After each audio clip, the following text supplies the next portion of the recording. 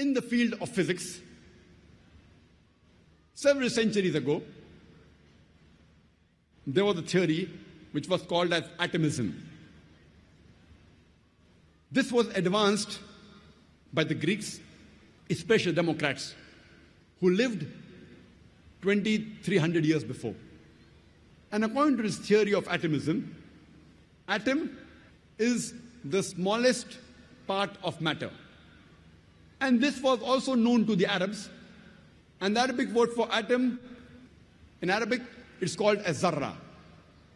And the Arabs also agreed the smallest part of matter, nothing can be smaller than that. And if you read the Quran too speaks about the atom. Now, after science has advanced, in the field of physics, we agree that atom is the smallest particle of matter having the characteristics of the element, but an atom too can be divided. So does it mean that the Quran is outdated?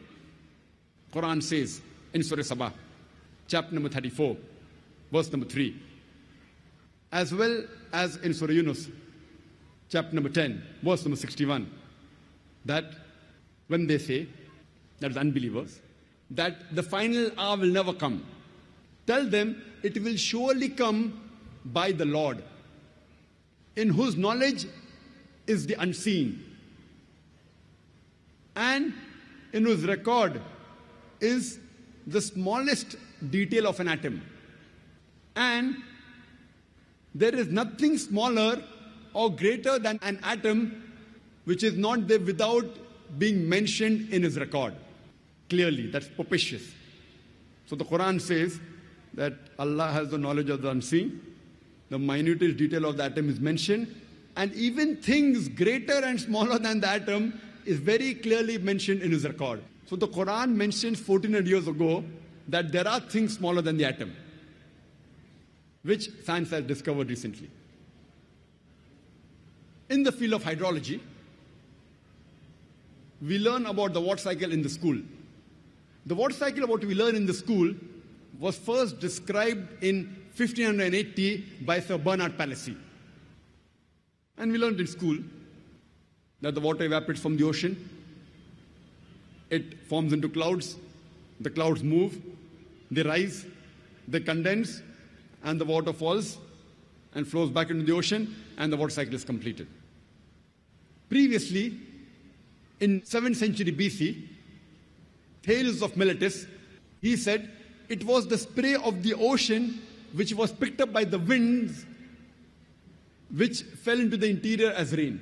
People did not know how did the rain fall. So in 7th century, Thales of Miletus, he said it was the spray of the ocean which was picked up by the winds and fell into the interior as rain. People did not know from where did the underground water come. And people believed, even at the time of Plato, that when the water fell, this water flowed by a secret passage into the ocean called as Tartarus. People did not know from where did the underground water come. So they thought it was the pressure of the winds on the water which forced the water into the interior. And even till as late as 17th century, people and great thinkers like Descartes believed in this theory.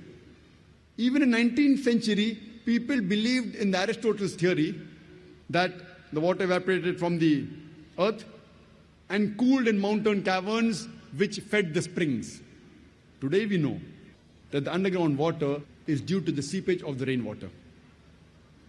And Allah says in the Quran, in Surah Zumar, chapter number 39, verse number 21, seest not thou that it is Allah subhanahu wa ta'ala who sends on water from the sky and causes it to soak in the grounds, causes springs in the ground, and then causes sown field of various colors to grow. Quran mentions in Surah Rum, chapter number 30, verse number 24. It is Allah who sends down water from the sky and then gives life to the earth after it is dead. The Quran says in Surah Mu'minun, chapter number 23, verse number 18, it is we who send down water from the sky, and we can store it, and we can even drain it easily. The Quran says in Surah Hijr, chapter number 15, verse number 22, that we cause fecundating winds. The Arabic word used is lawaki, which is the plural of lakaha, coming from laki, which means to fecundate, which means to impregnate. We cause fecundating winds. We cause winds to impregnate, and then the water falls from the sky. And today we know that science tells us that the pollen is picked up by the winds and it impregnates the clouds. And the second type is the clouds, they join together. Then there's lightning and water falls from the sky.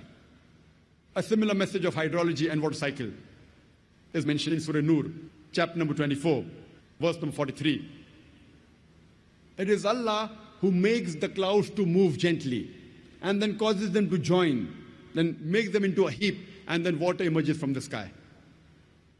Qur'an says in Surah Rum, chapter number 30, verse number 48, that it is Allah subhanahu wa ta'ala who makes the clouds to rise, then makes it into fragments, and then water falls from the sky. The Qur'an speaks about the water cycle in great detail. The Qur'an says in Surah Tariq, chapter number 86, verse number 11, وَالسَّمَاءِ ذَاتِ الرَّجِ, which means by the capacity of the heavens to return. Besides the sky or the heavens acting like a protected ceiling, besides reflecting all the unwanted dangerous rays back into the space, it also returns back the water evaporation. What the water evaporates from the ocean, the sky, it sends it back onto the earth. And the Quran says in Surah Nur, chapter number 24, verse number 43, that we cause water to fall from the sky, from mountains of clouds.